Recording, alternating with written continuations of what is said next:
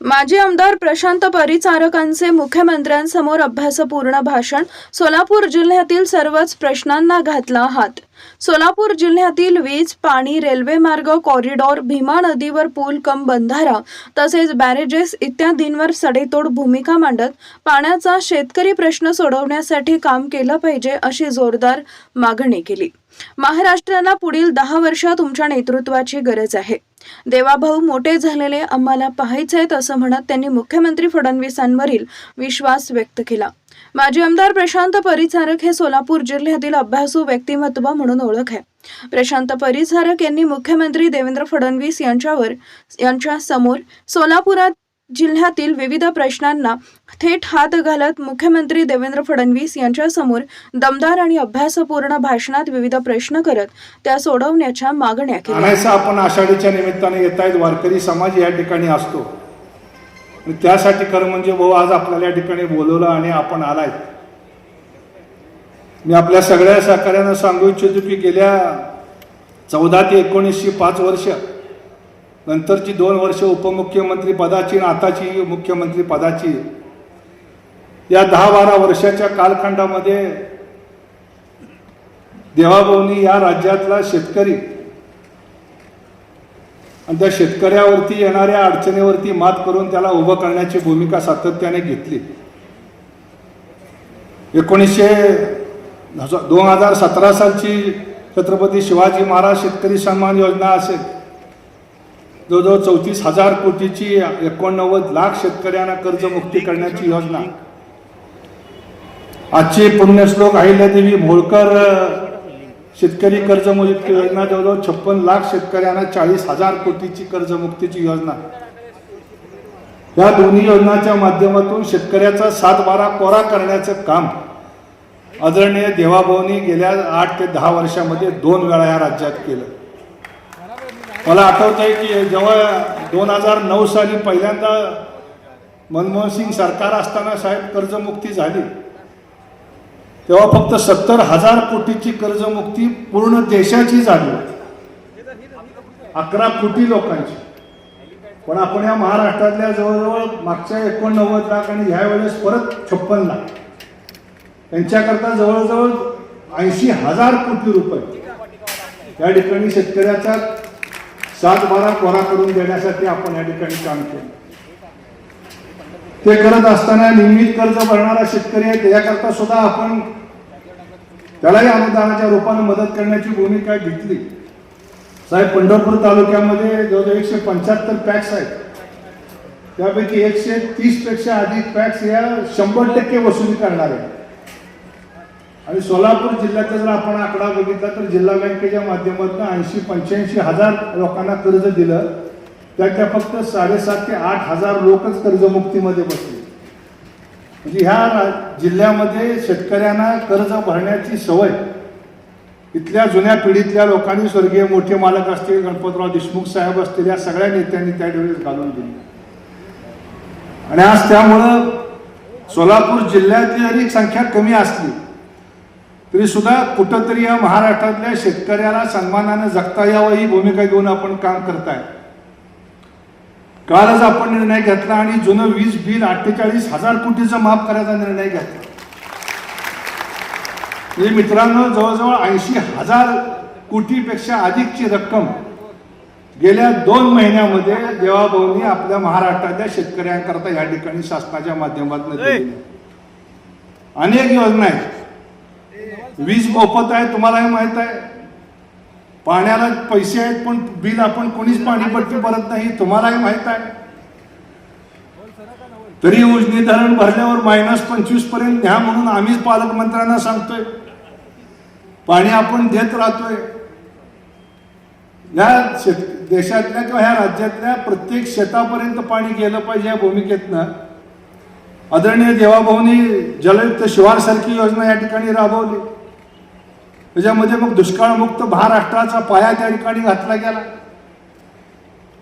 मागेल त्याला शेततळ्यासारखी किंवा विहिरीसारखी योजना असेल, मुख्यमंत्री बळीराजा मोफत वीज पुरवठा योजना असेल, मुख्यमंत्री सौर कृषी पंप योजना जवळजवळ 10 लाख लाभार्थ्यांना दिवसभर 10 ते 12 तास वीज देण्यासारखी योजना असेल. प्रधानमंत्री किसान सन्मान योजनेच्या बरोबरीनं राज्यामध्ये नमो शेतकरी महान सन्मान योजना जवळजवळ 90 लाख शेतकऱ्यांना त्या ठिकाणी सन्मान करण्याची भूमिका असेल. प्रधानमंत्री पीक विमासारखी योजना असेल. प्रधानमंत्री कृषी सिंचन योजनेमधनं म्हैसाळ टेंबूसारखे प्रकल्प पूर्ण करण्याचं काम असेल. या राज्यातल्या मार्केट कमिट्या सक्षम करण्याकरता इनाम सारखी मार्केट कमिट्या करता योजना असेल. या देशातल्या विशेष करून फळ उत्पादक शेतकऱ्यांसाठी कृषीभूत पाया सुविधाच्या माध्यमातून मग गोदाम असतील, कोल्ड स्टोरेज असतील, प्रक्रिया उद्योग असतील, ग्रेडिंग आणि ह्याच्या युनिट्स असतील, त्या सगळ्यांकरता सुविधा उभा करण्यासंबंधीची भूमिका असेल. शेतीला कृषी यांत्रिकीकरणाची चालना देण्याचं काम करण्याची भूमिका असेल. दुष्काळग्रस्त शेतकऱ्यांसाठी किंवा अतिवृष्टी झाली त्यांच्याकरता विशेष पॅकेजच्या माध्यमातून 10,000 कोटी रुपयाची मदत करण्याची भूमिका असेल. आत्ताच जाहीर झालेली मुख्यमंत्री बळीराजा शेतकरी पाणंद योजना असेल. भाऊसाहेब फुटकर फळबाग योजना असेल. गोपीनाथराव मुंडे शेतकरी अपघात सुरक्षा अनुग्रह योजना असेल. सेंद्रिय शेतीची शाश्वत शेती उभा करण्याची मदत करण्याची भूमिका असेल. आणि महाराष्ट्रातल्या महिला शेतकरी सक्षमीकरण विधेयकाच्या माध्यमातून त्यांना शेतकरी म्हणून सन्मान देण्याची भूमिका असेल. अशा अनेक योजना सांगत बसल्या तर अर्धा तास पुरणार नाही. अशा अनेक योजनांच्या माध्यमातून गेल्या 8, 10, 12 वर्षामध्ये देवाभाऊंनी त्यांच्या सगळ्या सहकार्याने या ठिकाणी या राज्यातल्या शेतकऱ्यांना मदत करण्याची भूमिका घेतली. त्यामुळे तुमच्या या प्रयत्नामध्ये कुठेतरी आपण सगळ्यांनी कृतज्ञ राहिलं पाहिजे. ह्याच भूमिकेतून आज आपण देवाभाऊंना या ठिकाणी बोलवलेला आहे. त्यामुळे मी आपल्या सगळ्यांच्या वतीनं या पांडुरंगाला त्याच्या पांडुरंगाच्या चरणी त्यांना प्रार्थना करतो की भाऊ आज तुम्हाला दिल्लीला पाठवायची सगळ्यांची चढाओढ लागली आहे, पण पुढची 10 वर्ष भाऊ महाराष्ट्रामध्ये तुमची गरज आहे. खऱ्या अर्थाने जर तुम्हाला पुढच्या 50 वर्षाचा ध्येय डोळ्यासमोर ठेवून हा महाराष्ट्र घडवायचा असेल तर देवाभाऊसारखं नेतृत्व या महाराष्ट्राला मिळालेलं आहे. आणि रुक्मिणी पांडुरंगाला त्या निमित्तानं आम्ही प्रार्थना करतो, त्यांचा आभार मानतो, ऋण व्यक्त करतो की असं एक उमदं व्यक्तिमत्व या महाराष्ट्राला आपण दिलंय आणि त्यामुळं आज महाराष्ट्र चौफेर प्रगती करतो. भाऊ पंढरपूर तालुक्यामध्ये 100% इरिगेशन आहे. ऊसाचे जवळजवळ 6 कारखाने या तालुक्यात आहे. कायमस्वरूपी सोलापूर जिल्हा दुष्काळी आहे, पण सगळ्यात जास्त कारखाने सोलापुरात आहेत. असं असताना आज मोठ्या प्रमाणामध्ये सोलापूर जिल्ह्यातली शेती भविष्य काळामध्ये पाण्या वाचून अडचणीत येईल अशी परिस्थिती आहे. त्यामुळे आपल्याला निमित्ताने विनंती करणार आहे की आम्हाला भरपूर आपण दिलेला आहे. जरी आमचे चेअरमन काही म्हणले असते त्याकडे दुर्लक्ष करा. भरपूर आपल्याला दिलेला आहे. आणि भाऊनी एकदाच सांगितले की मी मुख्यमंत्री आहे म्हणजे तुम्ही मुख्यमंत्री. पण भाऊ एक विनंती करणार आहे की चंद्रभागा भीमा नदी हा सोलापूरला पाईपलाईननं पाणी गेल्यानंतर भविष्य काळात त्याची अवस्था वाईट होणार. मी कॅनलचा दर्जा द्या न द्या हा विषय या ठिकाणी काढणार नाही, कारण कॅनलचा दर्जा आहेच. तुम्ही मागल तेव्हा पाणी सोडताच आहे. पण धरणापासून सोलापूरच्या शेवटच्या टोकापर्यंत 132 किलोमीटरच्या फ्री कॅचमेंटमधलं पाणी जे आज वाहून जातं ते पाणी 4 महिने बंधारे उघडे असल्यामुळं थेट कर्नाटकात निघून जात आहे. त्याच्याकरता भाऊ आपल्याला सोलापूर जिल्ह्यातल्या भीमा नदीवरती माळशिरस, माढा, मोहोळ, पंढरपूर, मंगळवेढा, दक्षिण सोलापूर या 6-7 तालुक्याचं अर्थकारण शेतीवरचं मजबूत करायचं असेल तर भाऊ या नदीवरती बॅरेजेस बांधणं ही काळाची गरज आहे. ते जर केलं तर 4 महिन्यात वाहून जाणारं पाणी जर आपण अडवू शकलो तर आम्हाला डिसेंबरपर्यंत उजनीतनं पाणी मागायची वेळ येणार नाही. आणि उजनीवरचा जो अतिरिक्त ताण आज पडतोय तो ताण कमी होईल. आपली स्वप्न याच्यापेक्षा मोठी आहे. आपण घाटमाथ्याच्या पलीकडे पडणारे पाणी अलीकडे आणण्याची आपली योजना आहे. आपण कोल्हापूर, सांगली भागामध्ये पडणारं अतिरिक्त पाणी इथं आणण्याची योजना आहे. निश्चितपणे ते पुढे जातील, परंतु या नदीच्या बंधाऱ्यावरती बॅरेजेस बांधून इथल्या लोकांना एक आधार द्यावा अशा पद्धतीची एक विनंती या निमित्तानं करतो. भाऊ, या ठिकाणी पंढरपूर लोणंदचा आपण घोषणा केली, त्याची तरतूद पण केली. पंढरपूरमध्ये आपण कॉरिडॉर करताय, तो 4,000 कोटी रुपयाचा एक भव्य आराखडा आपण तयार करताय. आमच्या सगळ्याचा त्याला पाठिंबा आहे, कोणाचाही विरोध नाही, नागरिकांचा सुद्धा पाठिंबा. आपल्याशी त्यांना संवाद साधायची इच्छा आहे. पालकमंत्र्यांनाही ते भेटले, आपण त्यांच्याशी संवाद साधावा. या तीर्थक्षेत्राला आपण देशाच्या नाही जगाच्या पातळीवर नेण्याचा प्रयत्न करताय. पण दक्षिण भारत या पंढरपूरला जोडण्याकरता भाऊ, पंढरपूर विजापूर ही रेल्वे लाईनची एक मागणी अनेक वर्षापासून प्रलंबित आहे. त्याचं सर्वेक्षण पण झालं होतं. ते जर झालं तर दक्षिण चेन्नईपासूनचा सगळा वर्ग या पंढरपूरला येऊ शकेल.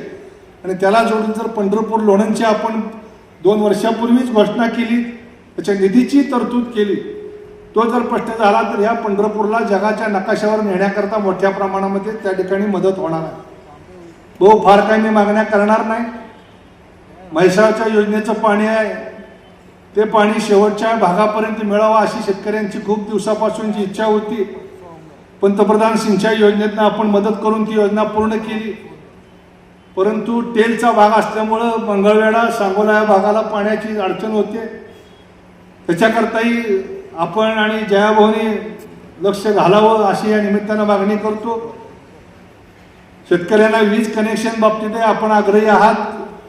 सोलरच्या वरती आपण खूप मोठ्या प्रमाणामध्ये प्रोग्राम घेतलाय. त्यामुळं शेतकऱ्याला शेती करता लागणारी शाश्वत वीज, शाश्वत पाणी, शाश्वत बाजार, त्याच्याकरता लागणारे उद्योग, प्रक्रिया उद्योग, रस्ते, ह्याचं जर जाळं आपण या ठिकाणी तयार केलं तर या तालुक्यातला नाही जिल्ह्यातला शेतकरी भाऊ दुसरी कुठलीही अपेक्षा आपल्याकडनं करणार नाही. कारण दुसरे उद्योग या ठिकाणी येऊ शकतील का नाही माहीत नाही. पण शेती हा एकमेव उद्योग आहे की या जिल्ह्यामध्ये मोठं अर्थकारण शेतीतनं होतंय. तेव्हा ते अर्थकारण मजबूत करण्याकरता आपण या ठिकाणी प्रयत्न करावेत. इथं आमच्या चेअरमननी काय बोलले असतील त्याबद्दल मी भाऊ दिलगिरी व्यक्त करतो.